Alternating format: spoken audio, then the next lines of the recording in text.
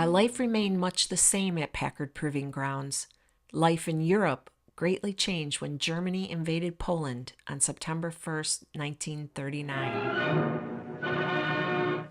Poland, September 1939. The German foe begins its ruthless march of conquest. The United States will keep out of this war. I believe that it will.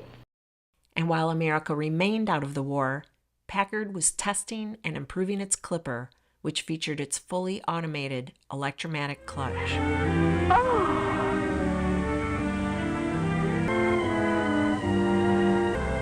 Just called our next car. Madam?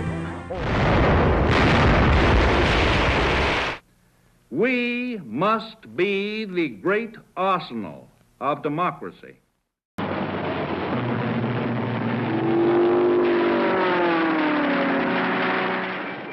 For us, this is an emergency as serious as war itself. A plant for building aircraft engines, known as the 10-month miracle, was built during the latter part of 1940 when Packard accepted the assignment of producing 9,000 Rolls-Royce Merlin aircraft engines, 6,000 of which were to be built for Great Britain and 3,000 for the United States. Packard produced fewer vehicles while transitioning to aviation and marine engine production for the war effort. 100 German planes rained fire, death, and destruction on London. The following day, Packard signed a contract to deliver 6,000 engines to Great Britain. Only Packard thought this hand-fitted job of more than 14,000 parts could be mass-produced.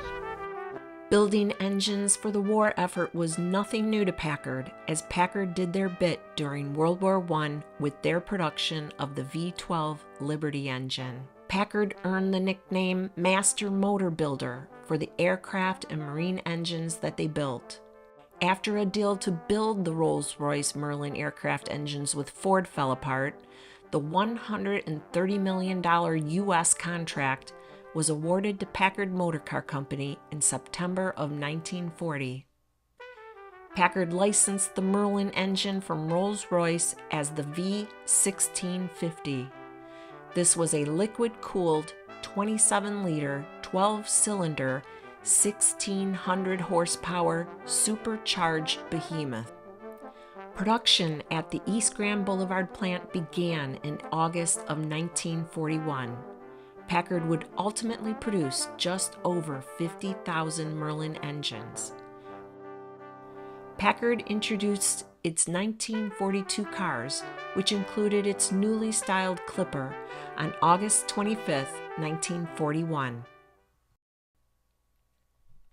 Young Roberta Vincent vividly remembers listening to FDR give his Day of Infamy speech with her father in the lodge where they lived upon the grounds.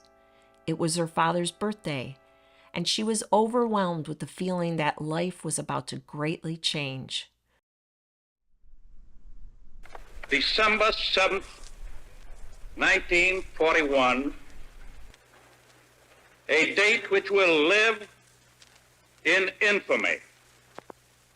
The United States of America was suddenly and deliberately attacked by naval and air forces of the Empire of Japan.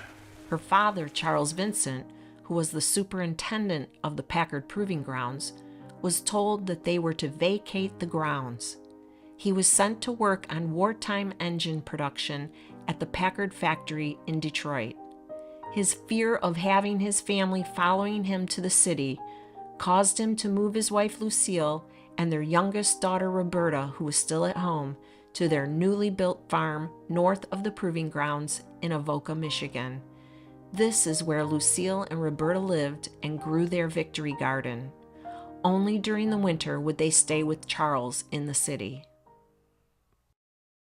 At noon on January 24, 1942, the Packard Proving Grounds was leased to the Chrysler Corporation.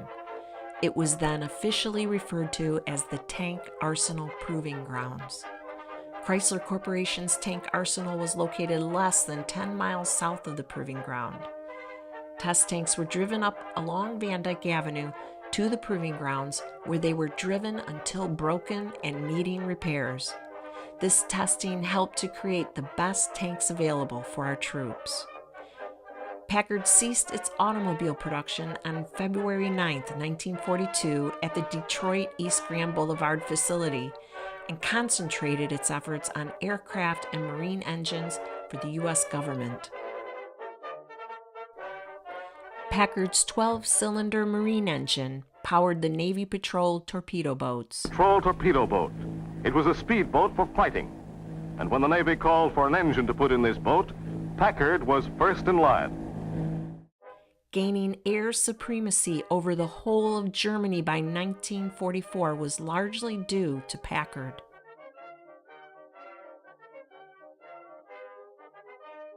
While Packard was busy supporting the war effort, they did not want their customers to go unnoticed or without the ability to keep their Packards rolling. They informed their customers that they chose not to build any brand new Packard Clippers so that they could use materials to supply pre-war Packard owners with the new parts they needed. Packard gave permission for the government to construct a building at the Tank Arsenal Proving Ground. On March 9, 1943, government authorization was granted to immediately proceed with the construction of a service building. They decided to build a 15,000 square foot single-story service building to provide the simultaneous housing and servicing of at least 16 vehicles. The tank building was designed by William Edward Capp, who was the designer of Meadowbrick Hall, the Detroit Historical Museum, and several other buildings in Detroit. The Corps of Engineers completed the construction work on the building by July 10, 1943, and made it available for Chrysler Corporation's use in testing tanks. A 5-ton crane was installed within the ceiling. During a time when preserving steel for the war effort materials was especially important, the tank building was constructed with wooden pillars that were supported with latticed steel. Some of the Packard Proving Grounds test drivers and mechanics were asked to stay on. Advertisements in the local newspaper helped to acquire a larger labor force. An initial crew of 8 to 10 test drivers and mechanics increased to 40 workers per 8-hour shift. The operations at the Tank Arsenal Proving Grounds went on 24/7, and the staff worked 7 days a week. Carl Altz, who worked for the contractor who built the original 2.5-mile test track within the Proving Grounds, and who later became a Packard test driver and mechanic, was one of the men asked to stay on at the Proving Grounds to drive the tanks until they broke. The first pilot model of the T-23 tank built by the Chrysler Engineering Department was delivered to the Proving Grounds on October 25, 1943. A demonstration of the tank was made for U.S. ordnance officers and British officers. The T-23 tank ended up not being used during the war. 2 of Chrysler's most significant tanks used during the war and tested upon the grounds were the M26 Pershing and the M4 Sherman. Many varieties of tanks and other military vehicles from various manufacturers were sent to the Tank Arsenal Proving Grounds for testing. Approximately 40% of all work performed by Chrysler Corporation at the Tank Arsenal Proving Grounds was done on tank track and suspension systems. Weights were added to a tank fitted with a whiffletree suspension system to see how much this tank could carry. It proved to pull fine at 170,000 pounds of weight, but anything more caused breakage within the suspension system. This is only one example of the many types of testing performed upon the grounds.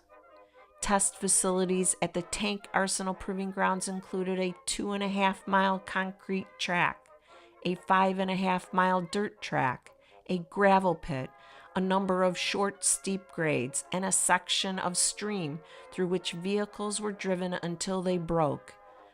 The mechanics would then complete an inspection and order replacement parts to make the necessary repairs. This type of testing told them where the weak spots were and what needed to be improved before the vehicle could be mass-produced for use in the field. In the 40 months since the Ordnance Department commissioned Chrysler in February 1942 to operate the proving ground, a total of 505 projects were completed. This included a total of 232 vehicles of 62 different types, tested on the 600-acre tract totaling 517,928 test miles. The trial runs required the use of 770,400 gallons of gasoline. To check the results of grueling runs over 10 miles of track, each vehicle or attachment tested was disassembled. Its units were carefully measured by technicians to determine the exact amount of wear that occurred during the testing. These parts provided a visual record of any damage or lack of damage. The test runs took the vehicles through wooded areas, through water and deep mud, over all types of grades, and over concrete, gravel, and dirt surfaced roads. In 1944, an Army-Navy E Production Award for Excellence in War Materials was awarded to the Tank Arsenal Proving Ground. It was celebrated with a ceremony, test demonstrations, and the firing of guns. Various types of combat equipment were displayed for 4,000 employees and their families. Chrysler was also awarded again with an E-Flag Star for its testing and improving various types of combat vehicles, including the M26 tank. This star was affixed to the Army-Navy E pennant that they were previously awarded. Within 4 years, Chrysler rolled off 21,000 tanks at its arsenal in Warren, Michigan. They started work in the plants with one shift of 5,000 employees producing 5 tanks a day. Chrysler peaked working more than 20,000 employees around the clock with 3 shifts. This enabled them to crank out 35 tanks a day. Peace finally came on September 2, 1945. Tank testing took its toll on the Packard Proving Grounds, and many repairs had to be made. There was much discussion regarding the repair of its track and grounds. On April 10, 1946, representatives of the Detroit Ordnance District, Chrysler Corporation, and the Packard Motor Car Company met to discuss Packard's proposal of $725,000 for Chrysler's obligation to restore the damaged grounds to the condition they were prior to the date of the lease. After considerable negotiation, it was agreed that Packard would handle the work of restoring the grounds, which Chrysler felt represented a substantial savings to the government. Packard's proposal was accepted, and the Packard-Chrysler lease was terminated. The proving grounds were rebuilt to once again test civilian automobiles. On September 25, 1945, Chrysler and Packard commemorated the day when the last tank rolled out and a 1946 Packard vehicle rolled back into the proving grounds. This cinder block structure, designed only to be used temporarily for tank testing, was altered and repurposed by Packard for engineering work. A temperature control room was commissioned in 1950 in what was now referred to as the engineering building. This enabled engineers to note adverse effects on the various air intakes, engine oil, fluids, brake lines, starters, and batteries at temperatures from an Arctic minus 40 degrees Fahrenheit to a tropical 120 degrees Fahrenheit. Testing also included cabin heat-up time and windshield de-icing. The building was used by Packard until it merged with Studebaker in 1954. On January 18, 1956, Packard was proud to demonstrate its new non-slip differential at the Proving Grounds. Newsmen and cameramen watched the comparison of a Packard climbing smoothly up an iced 30-degree grade. A Packard pulling 5 cars behind it was then driven up upon the same icy spot.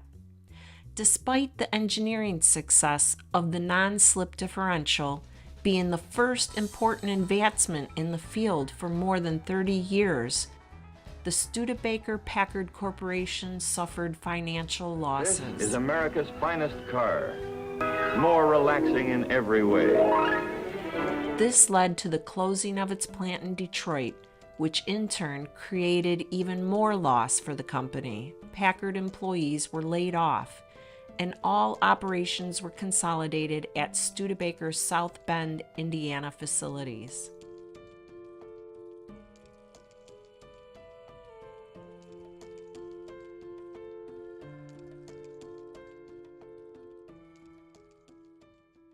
After the management agreement with Studebaker-Packard ended in 1959, Curtiss-Wright Corporation acquired the Packard Proving Grounds along with Packard's government contracts for building the J-47 jet engine within Packard's former engines and transmissions plant located on the northwest corner of the Proving Grounds property. The former tank building was not used for much, and the lodge was converted into office space. Curtiss-Wright later sold the property to the Ford Motor Company in 1961. The former tank building was gutted to make room for presses and other equipment for its automotive trim operations. The lodge and the former tank building were used to make small runs of prior model year trim parts.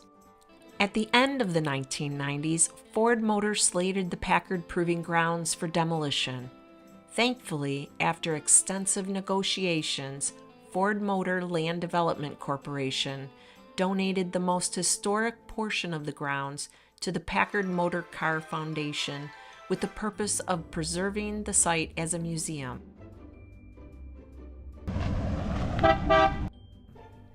The Packard Motor Car Foundation took possession of the western 7 acres in 2002.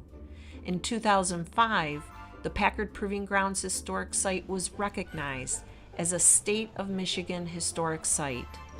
2 years later, the site was included in the National Register of Historic Places. In 2017, the site grew to 17 acres and became a multi-use museum and educational facility. The Tank Test Center retains its original 5-ton crane and its original heating system that was originally installed. The test room that was added to the building by Packard is now used to maintain our vehicle collection. The tank building holds an array of memorabilia and other Packard-related artifacts for the public to view. Some of the most notable items in the collection include Packard marine engine displays, the ingenious advancement Packard made with its non-magnetic Minesweeper engine. This 13,000-pound V12 turbo diesel on loan from the Detroit Historical Museum was a first of its kind. A privately owned but proudly displayed Garwood's Miss America 10 equipped with 4 Packard V12 supercharged marine engines.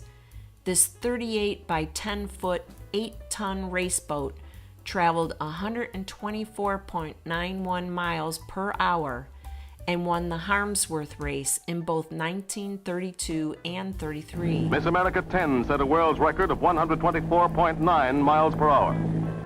The 4-door sedan with a straight 6 engine was introduced on February 2, 1925. It was sold at a price of $2,785 and was painted in a lacquer which allowed for a wider choice of colors for customers. This 3rd series Packard saw an increase in horsepower from 54 to 60 horsepower. 1937 was the zenith production year for Packard. 122,593 Packards were built. This 1937 Centennial Blue Super 8 convertible coupe featured a sleeker appearance with this new Safety Flex system allowed each front wheel to move up and down independently. In slow motion, the traffic punishment is even more obvious. Look at the wheels rise and fall as Safety Flex eats up the pounding jolts and the body rides through on an even keel. This luxurious Packard cost $2,830 new from the lot, while the average price of a Ford or Chevrolet was $750. The 1940 Packard 120 sedan was introduced in August of 1939 and sported a new look with its tall Packard radiator grille flanked by two vertical side grilles that were directly fitted into the fenders. Standard equipment included bumpers and bumper guards on both the front and rear of the vehicle to prevent stone chipping. Assist cords and a robe rail were standard in the four-door version. The 120 designation was hyphenated with a D, identifying 4 deluxe versions within the series. Here are cars which will stir excitement and enthusiasm throughout all motordom. The 1940 four-door Packard 8 Model 1806 Club Sedan was one of the first car models to ever be air-conditioned. This certainly proved Packard's fondness for innovative and luxurious engineering. It also has its own cosmetic cupboard for the comfort of its passengers. A dash-mounted radio became an available factory option and featured 6 push buttons and motor drive.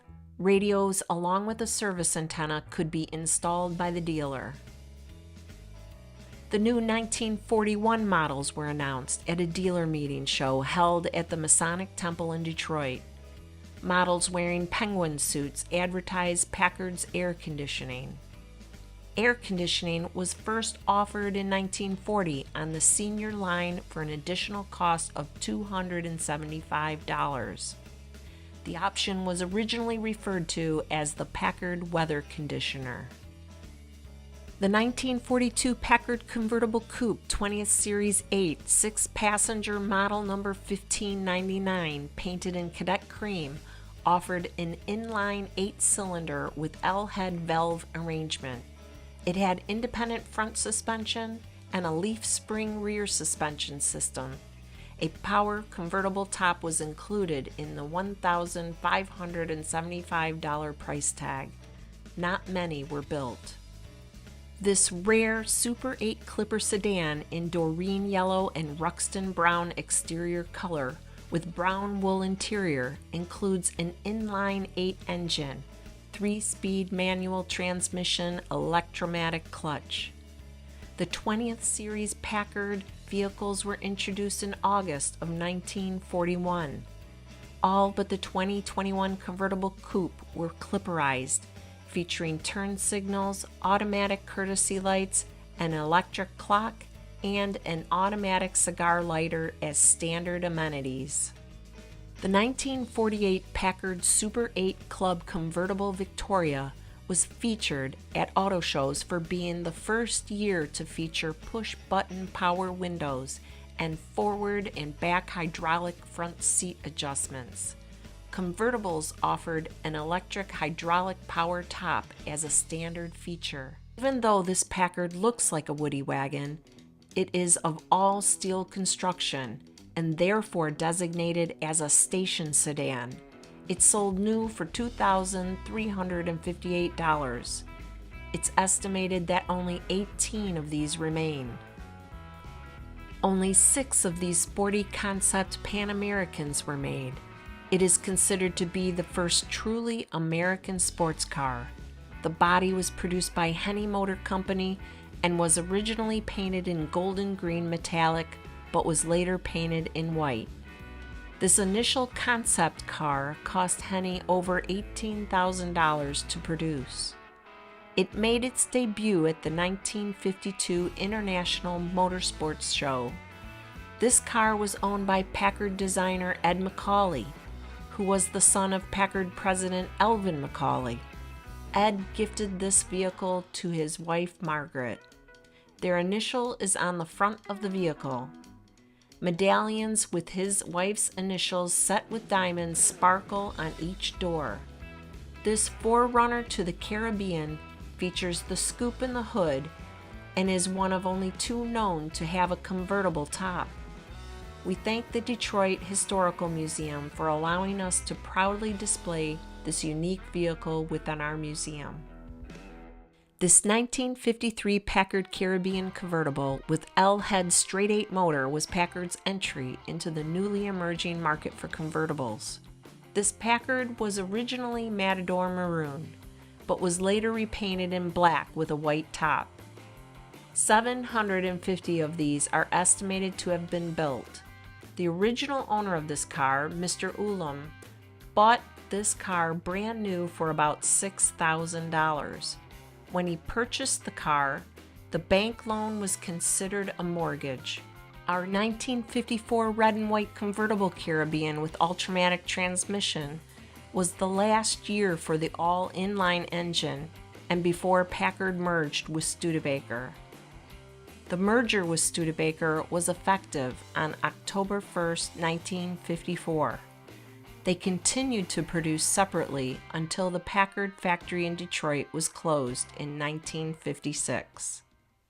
Three 1954 Packard Pacifics painted in the carnation and amethyst scheme and with an amethyst Packard crest are known to exist, and one is displayed within our collection. Packard Styling Studio Manager Edward James Paul Cunningham introduced this unique color scheme for a limited number of Pacific hardtops. His color proposition shocked the conservative Packard management, but not the Packard dealer from California who sat in on Cunningham's presentation. Earl C. Anthony also had a passion for color and placed an order. Initially, only 5 were painted with this color combination, with only another 50 painted later. The 1956 Packard Executive 4-door sedan was the first year for the twin-turbine Ultramatic transmission with an electronic touch-button drive selector. It was equipped with power steering and power brakes, and a torsion bar suspension system that provides automatic leveling.